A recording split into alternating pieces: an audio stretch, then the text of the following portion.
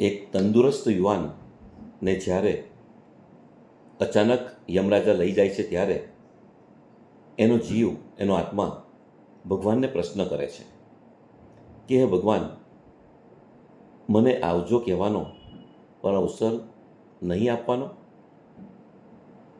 હવે તો તમારી પેટર્ન બદલો.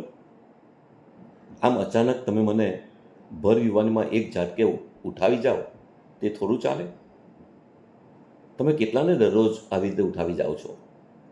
હરતા ફરતા માણસને આમ જ ઉઠાવી જવાનો? કેટલાકને ઊંઘતા તો કેટલાકને જાગતા. તમને ગમે ત્યારે તમે એને લઈ લો.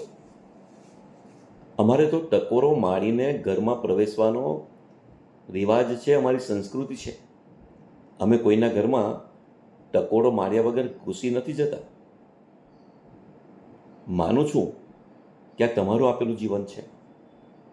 તમે ધારો ત્યારે ઉઠાવી શકો. માનું છું કે તમે જ સર્વ કરતા હતા છો.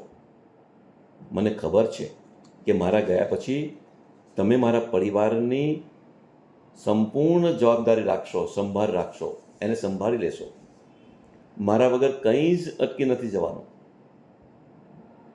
પણ આ તમારી જ માયાજાળમાં તમે મને ફસાવ્યો છે. એ માયાને જોવાનો કે કંઈ કહેવાનો અવસર તો આપવો પડે કે નહીં?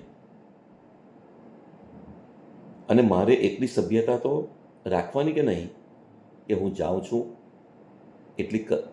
મારી એટલું કહેવાની જવાબદારી ખરી કે નહીં? અને હું દરરોજ જ્યારે ઘરની બહાર નીકળું ને, અમસ્તો પણ નીકળું, ત્યારે ઘરમાંથી જે હોય તેમને કહીને નીકળું.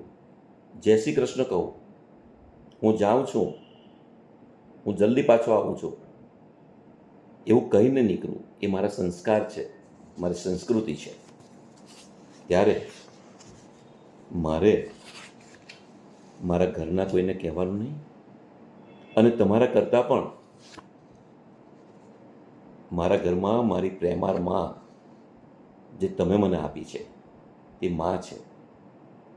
જો 1 મિનિટ પર હું મોડો પહોંચું ને તો એ 2 બાકડી બની જાય. જો મને એક શીખ પર આવે ને તો એનો જીવ તાળવે ચોંટી જાય.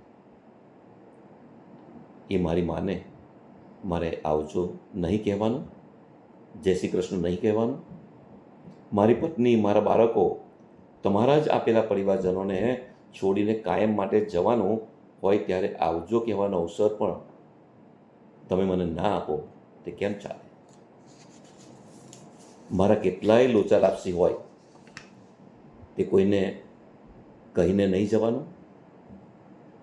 મારા એ લોચા લાપસી પરિવારને કેટલી મોટી મુશ્કેલીમાં મૂકી દે છે તેની તમને ખબર નથી. છે આ બધા પ્રશ્નોનો જવાબ તમારી પાસે? હા, તમે મને દુનિયાનો ચોપડો ખોલીને બતાવી દેશો કે જોઈ લો, બધાનો હિસાબ આવો જ છે.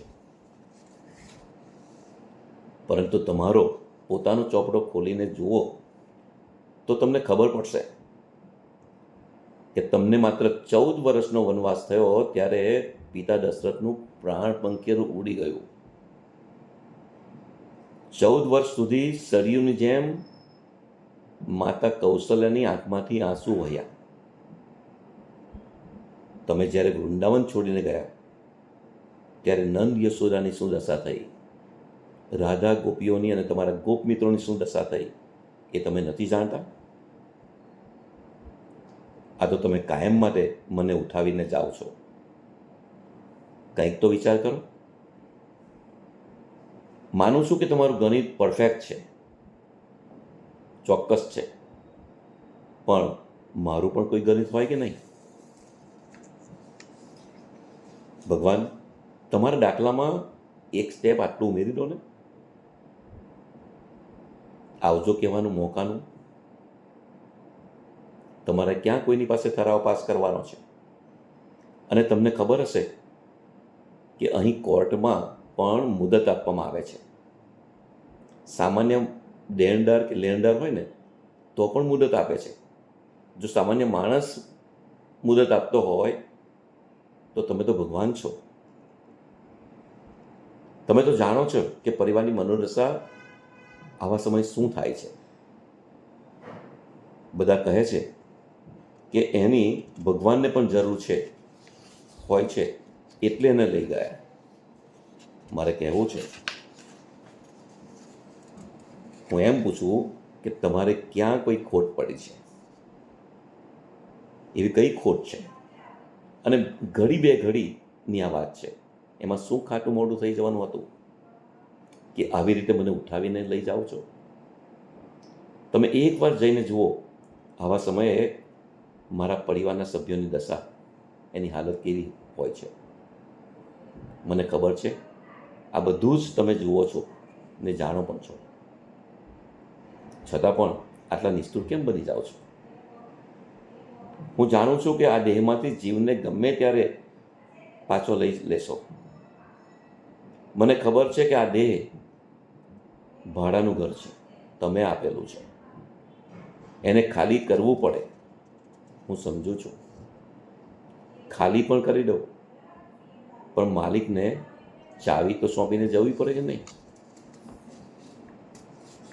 તમે લઈ જાઓ એનો જરાય વાંધો નથી, પણ છેલ્લે મારા ઘરનાને, મારા પોતિકાને આવજો કહેવાનો તો મોકો આપો. ભગવાન, હવે તો તમે આ પેટર્ન બદલો.